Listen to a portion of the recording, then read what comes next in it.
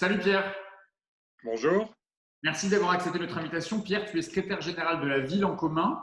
C'est un espace de réflexion autour des questions qui touchent à la ville et à l'urbain. Tu es aussi l'ancien adjoint de Bertrand Delanoë qui était en charge de la métropole du Grand Paris. Et c'est sur ce dossier-là justement que j'avais envie de t'entendre aujourd'hui. Parce qu'aujourd'hui, au moment où on enregistre la midi, l'élection du futur, ou du futur, j'allais dire de la future, mais il y a que des hommes qui sont candidats, président de la métropole du Grand Paris, qui était détenu jusque-là par Patrick Ollier, un ancien sarkozyste et maire de Rueil-Malmaison, qui a d'ailleurs été réélu une fois. Mais la droite a fait un coup de force. Elle a présenté un jeune candidat, pas franchement pro-Grand Paris, voire pas du tout. On va y revenir, mais d'abord, quand même, un mot sur ce que c'est que cette métropole du Grand Paris. C'est 131 communes, 3,6 milliards de budget. Et c'est quoi ses compétences? Comment on peut la distinguer de ce qu'est, par exemple, la région Île-de-France? C'est quelque chose qui est une intercommunalité. C'est quelque chose qui est très connu par les Français, par les citoyens français, puisque la totalité du territoire national est couvert par des intercommunalités. Et ça, c'est une intercommunalité un peu particulière qui a été créée au 1er janvier 2016, en essayant de tenir compte des singularités de cette métropole grand parisienne. Mais elle a beaucoup de défauts. Oui, on va y revenir sur les défauts, mais est-ce que quand même, à l'origine, qu'on comprenne bien, l'objectif de Nicolas Sarkozy, c'était d'ouvrir Paris et de créer un super urbain, un super centre urbain, un Paris très grand, en ouvrant ses frontières pour au final ne créer qu'une seule collectivité qui serait Paris, avec l'ensemble des communes presque noyées dans cet ensemble? Euh, Sarkozy n'a jamais prononcé le moindre mot concernant les évolutions institutionnelles. Ce qu'il a fait, c'est qu'il a récupéré à son profit une consultation internationale d'architectes urbanistes, mais il a dit à ce moment-là, 2008-2009, il a dit ce seront nos successeurs qui s'occuperont de la question institutionnelle.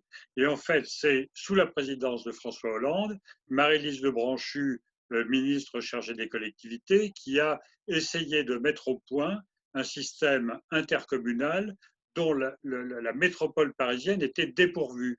Donner la métropole du Grand Paris, qui a pas énormément de compétences, mais elle en a deux qui sont fondamentales, sur lesquelles elle a échoué. Elle doit élaborer un plan stratégique de l'habitat et de l'hébergement. Elle n'a jamais réussi à le faire. On verra pourquoi peut-être.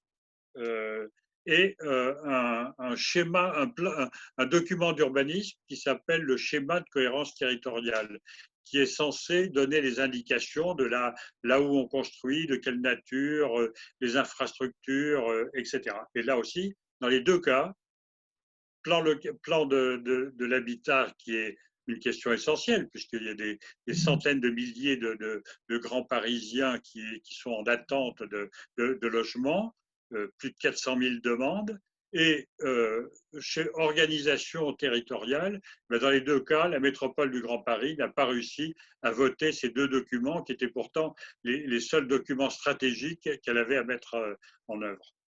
Alors, on va y revenir justement sur ces échecs, ou en tout cas ces difficultés de faire avancer un certain nombre de dossiers dans le cadre de ce Grand Paris. Je le disais tout à l'heure, Patrick Ollier, c'était le président de la métropole du Grand Paris. Anne Hidalgo était, la maire de Paris, était la première vice-présidente. Mais alors, il est en train de se passer quelque chose d'intéressant parce que effectivement, tout donnait les raisons de penser que le candidat dissident à Patrick Ollier, le jeune Vincent Jeanbrun, le maire de La Île-et-Rose, qui était l'ancien attaché parlementaire de Valérie Pécresse, qui a été préféré à Patrick Ollier pour prendre la présidence de cette métropole, avec une vision pas franchement pro-Grand Paris, voire plutôt anti-Grand Paris, sans doute impulsée par Valérie Pécresse, qui n'a de cesse de critiquer cette instance. On vient d'avoir les résultats du premier tour du vote. Encore une fois, pour ceux qui regardent, on a enregistré la midinale au moment où se déroulent ces discussions. Et là, en ce moment, a lieu une suspension de séance après le premier tour des votes. Et le premier tour des votes, il y avait donc 5 candidats pour cette présidence du Grand Paris. Il y avait Daniel Guiraud pour le Parti socialiste, Patrice Leclerc pour le Front de gauche, Vincent Jeanbrun pour les Républicains, Philippe Laurent pour l'UDI et Patrick Ollier, le sortant, pour les Républicains aussi, d'ailleurs. 16 voix pour le PS, 26 voix pour le Front de gauche, 79 pour les Républicains de Jean Lebrun, 73 pour l'UDI de Philippe Laurent et 9 pour Patrick Ollier. Pas de majorité absolue pour personne, donc il va y avoir un second tour, peut-être même un troisième tour du coup. Déjà, sur l'équilibre de ces voix, qu'est-ce que ça veut dire politiquement? Qu'est-ce que ça signifie? Alors, pour que les téléspectateurs comprennent, les spectateurs de la Midinale, c'est que 131 communes, les représentants des communes sont souvent les maires, parfois avec un ou deux conseillers supplémentaires, et Paris a 63 représentants. Donc en fait, le scrutin est le reflet de la réalité des élections municipales, c'est-à-dire que la droite, les républicains, est majoritaire théoriquement dans cette assemblée. Parce que sur les 63 conseillers de Paris représentant Paris, l'opposition parisienne est également représentée. Donc ça ne correspond pas exactement au nombre de communes. Donc ça c'est la première, pour la compréhension de ce qui se passe, c'est la première chose. La deuxième, c'est que effectivement, il y a un enjeu qui se joue, qui est profondément politique dans le sens de est-ce qu'on continue ou est-ce qu'on fait exploser ce système métropolitain. Et Jean Brun était plutôt, comme tu viens de le dire, était sur cette ligne, le refus des plans locaux d'urbanisme intercommunaux, le retour à la commune, etc. Tout ça, comment dire, en accord complet avec Valérie Pécresse, qui n'a qu'une idée, c'est de détruire la métropole du Grand Paris. Et donc là, il me semble que Philippe Laurent, qui est un des premiers métropolitains qui, dès 2001, s'est intéressé et a été actif dans la promotion de l'idée métropolitaine, fait beaucoup plus de voix que ce que représentent les municipalités UDI, qui sont que peu nombreuses. Donc, on va voir le deuxième tour, on ne va pas tirer des plans sur la comète, mais Un gros échec des Républicains. En tout cas, il y a une fracture politique sur la question de la métropole.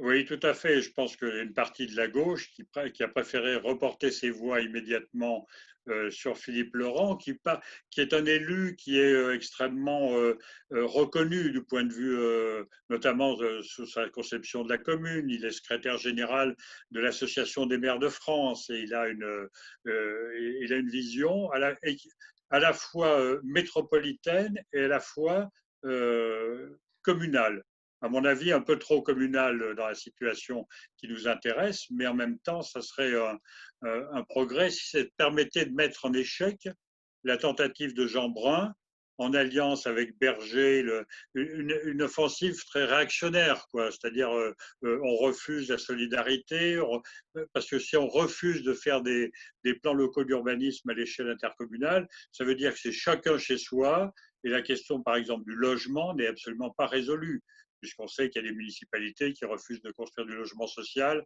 alors que d'autres sont très actives dans ce domaine. C'est une présidence très politique quand on est président de la métropole du Grand Paris. Patrick Ollier avait quand même visiblement l'habitude de faire aussi tourner, pas la présidence, mais au moins d'associer les élus de droite comme de gauche. C'est comme ça que ça doit fonctionner, la métropole du Grand Paris, par le consensus, par le compromis. Euh, Patrick Ollier a hérité de quelque chose qui était né au sein du syndicat d'études qui s'appelait Paris Métropole. Et donc, effectivement, quand il a été élu, puisqu'il avait déjà une majorité de droite en 2016, il a mis en place, avec l'accord de toutes les formations politiques, ce qu'on a appelé une gouvernance partagée, c'est-à-dire que les responsabilités étaient partagées, les plus importantes revenant aux Républicains.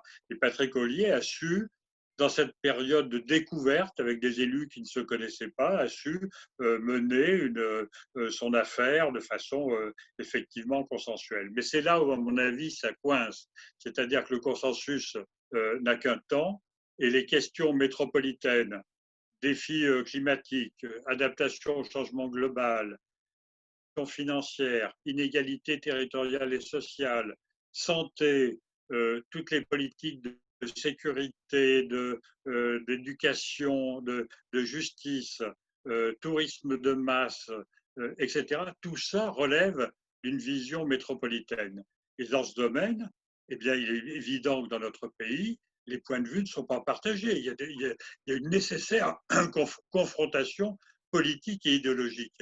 Et je trouve que, et c'est là une opinion là, toute personnelle, je trouve que la gauche grand parisienne n'a pas été à la hauteur de cette confrontation. Elle n'a pas souhaité mener cette confrontation. Alors que c'est indispensable pour avoir des politiques publiques, parce que là, on est dans une affaire de tambouille, Ouais. qui sera président, etc. Le fond, c'est que depuis 15 ans, on n'a pas réussi à avoir un débat politique sur où va ce Grand Paris, alors que les gens n'en peuvent plus, qu'il y a une crise du logement, il y a une crise de la pollution, il y a une crise atmosphérique et sonore, il y a des discriminations, des inégalités dans l'accès aux services. Il n'a pas été possible d'avoir un débat de fond. Et Est-ce que tu donc, je pense que la gauche a raté le coche. C'est veux dire peut-être le moment de le faire. Ça veut dire qu'il y a une partie de la gauche qui est hostile à la construction du Grand Paris, un peu sur la ligne de Valérie Pécresse. Il y a déjà la région, donc ça suffit, pas besoin d'une instance supplémentaire. Je pense que la gauche critique a raté son approche de la métropolisation. Et son repli communaliste va à l'encontre de cette nécessaire vision métropolitaine. Euh, c'est évident pour tous les gens. La lutte contre la pollution ne peut pas s'inscrire dans des limites communales. Prenons qu'un seul exemple. La métropole a essayé de mettre en place une zone de faible émission, qui était une tentative d'essayer d'adapter la métropole parisienne aux exigences mondiales en matière de limitation de la pollution. Zone à faible émission. C'est chaque commune qui devait se prononcer sur cette mise en place. En fait, il y a une majorité de communes qui n'en a pas voulu. Donc, on est complètement bloqué dans une métropole aussi imbriquée, où la vie des gens est aussi étroitement imbriquée, aussi dépendante de ce qui se passe chez les voisins. Eh bien, la solution du repli dans les limites communales n'est pas bonne, n'est pas viable. Il faut des visions qui soient. Ça ne veut pas dire que la commune n'a pas évidemment sa légitimité démocratique, c'est la cellule de base de la République française, mais dans une métropole, surtout celle-là, qui a un rapport au monde inouï, il y a 50 millions de touristes qui viennent tous les ans dans cette métropole parisienne. On ne peut pas résoudre les grandes questions à l'échelle communale, il faut passer à autre chose. Et je trouve que la gauche, grand parisienne, est très communaliste, que ce soit du côté des communistes, du côté des socialistes, euh, de municipalités. Et je pense que là, ils ont raté le coche. C'est maintenant, et c'est maintenant, je pense, qu'il faut poser ces questions-là. Puisque la crise sanitaire les a remises sur le tapis. Les inégalités, c'est terrible ce qui s'est raconté ou ce qui se dit sur la réalité de la Seine-Saint-Denis, par exemple. Donc, on ne peut pas rester dans des politiques communales. Il faut une vision métropolitaine. Qu'est-ce que tu réponds à ceux justement qui disent que la métropole du Grand Paris favorise toujours les plus grands? La semaine dernière, on recevait Bruno Piriou qui vient d'être élu maire de Corbeil-Essonnes et il nous disait qu'il y avait urgence à revoir les relations entre notamment Paris et sa périphérie. Ça peut servir à ça, ça doit servir à ça justement, la métropole du Grand Paris. Meilleure coordination, meilleure solidarité intercommunale entre les différentes communes. Oui, cette question, on l'a posée dès 2001 avec Bertrand Delanoë et les rapports avec les collectivités, toutes les collectivités ont énormément changé. Par exemple, avec l'Essonne, on avait créé on a fait des initiatives en matière de l'accueil des personnes âgées dépendantes. Donc, c'est évidemment la question, mais ça ne résout pas tout, la question du rapport Paris-banlieue.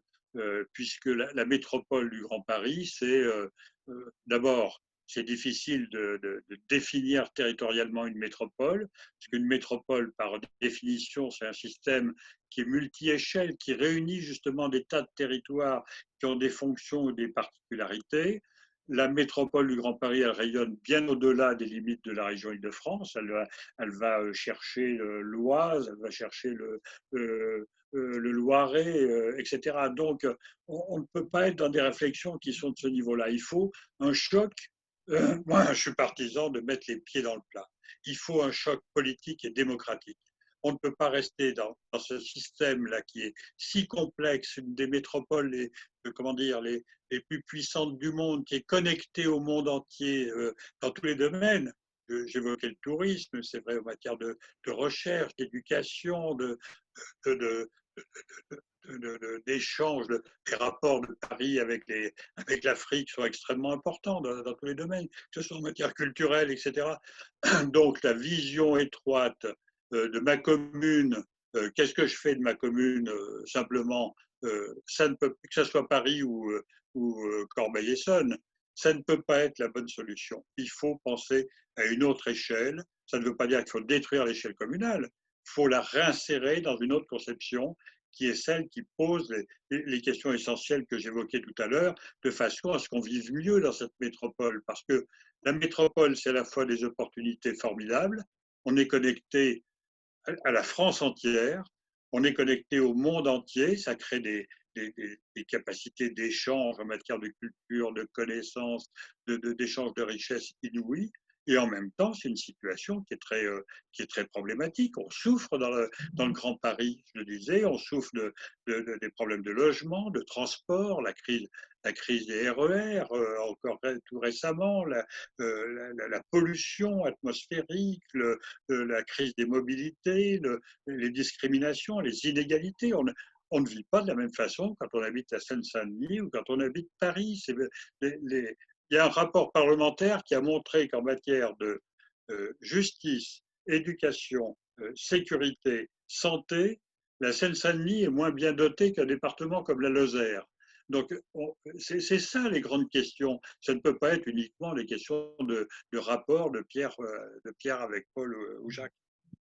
Tu viens de le dire, il faut un choc politique et démocratique. Je t'avais déjà posé la question dans une précédente midinale, mais elle se repose d'autant plus aujourd'hui qu'avec ce qui se passe ce matin, avec ce qui s'est passé ce matin et ces décisions, ces tractations, parfois ces manipulations, tout ça semble se faire très très loin du côté des citoyens. Personne n'a véritablement en tête qu'il se joue en ce moment une élection et une direction et une orientation pour la métropole du Grand Paris. Est-ce que justement, la manière dont on a dessiné ces grandes métropoles, qui se fait parfois sans doute au détriment de certaines villes, on voit Lyon par exemple, à Lyon, le Grand Lyon est beaucoup plus important parfois que Lyon elle-même. Est-ce que ça risque pas, encore une fois, d'éloigner d'autant plus les citoyens des lieux de décision, des lieux des décideurs publics? Je pense que d'abord, cette question, on l'a évoquée à plusieurs dans une tribune qu'a publiée en février Le Monde qui s'appelait Le Grand Paris oublié des élections municipales, parce que la caractéristique de toutes les campagnes municipales, tout le monde mélangé, toutes les forces politiques mélangées, c'est qu'ils sont tous passés à côté de cette question-là. Alors qu'au regard de ce que j'essaie d'énoncer comme sujet, c'est un sujet majeur pour les habitants, c'est pour les citoyens. Tout à fait. Donc ça c'est et je l'ai renouvelé par une tribune que l'Humanité a publiée il y a 15 jours sur l'indispensable audace démocratique. Sur la question de l'éloignement des citoyens, d'abord, on ne formule pas ça quand on évoque les élections régionales ou les élections nationales. Donc, ce n'est pas une question de taille du sujet. Par contre, où je trouve qu'il y a une vraie question démocratique, c'est que est-ce que oui ou non, les citoyens ont la capacité d'intervenir sur des enjeux et des défis qui se posent à une échelle pour laquelle on ne demande pas leur avis. On ne leur demande pas leur avis, ils n'ont pas l'occasion de voter, un peu pour les régionales, mais sur tout ce que j'évoquais, la question du tourisme de masse dans la métropole parisienne, la question du logement, est-ce que ce ne sont pas des questions qui se posent à une échelle qu'on appelle métropolitaine, l'échelle du Grand Paris? Si oui, bien à ce moment-là, il faut que le suffrage universel passe et que les citoyens puissent s'exprimer, choisir des politiques qui seraient actives dans ce domaine. Et après, il y a confrontation. La droite, la gauche, les communistes, les insoumis, les Verts, les LR, les UDI, En Marche, etc. Mais la question qui est posée, c'est est-ce que oui ou non, on a la capacité démocratique d'intervenir à la bonne échelle? Aujourd'hui, je pense que non. Et la métropole du Grand Paris, qui a eu son intérêt par les 4 dernières années, doit changer profondément. Mais je doute que Macron en ait envie. Et de toute façon, je pense qu'il n'a pas vraiment le temps, ni législatif, ni constitutionnel, de faire évoluer cette métropole du Grand Paris. Donc la question qui est posée, c'est est-ce que oui ou non, on ouvre un débat de fond sur ces grandes questions et que les citoyens puissent choisir. J'ai une dernière question, Pierre, toujours dans la continuité de ce débat sur la démocratie. En matière de démocratie, justement, Vitry-sur-Seine, je ne sais pas si tu as suivi le sujet, a innové en matière démocratique, puisque le maire sortant qui avait été réélu ne l'a pas été au troisième tour, puisqu'un accord surprise a fait surgir un nouveau maire issu d'un accord avec des communistes dissidents et des écologistes, le tout sur fond d'accord sur des législatives. Tu as suivi ça? Qu'est-ce que tu en as pensé? Oui, oui, j'ai suivi. Bah, ça fait pitié, quoi. Parce que c'est vraiment lamentable d'un point de vue démocratique. Jean-Claude Kennedy avait été choisi pour conduire cette liste, et comme dans toutes les élections municipales, la tête de liste qui gagne est censée devenir le maire, même si c'est pas inscrit dans la loi. Donc c'est vraiment comment dire, un, un, un putsch antidémocratique. Ça m'amène à penser quelque chose, c'est que les partis, et ça fait un moment qu'on le sait, c'est que les partis sont quand même en piteux état et qu'ils ont besoin de se renouveler, de se ressourcer et de retrouver des formes plus démocratiques s'ils veulent que les citoyens leur fassent de nouveau confiance, ou en tout cas contribuent à leur rôle qui est tout à fait essentiel. Merci beaucoup, Pierre. C'est moi qui vous remercie.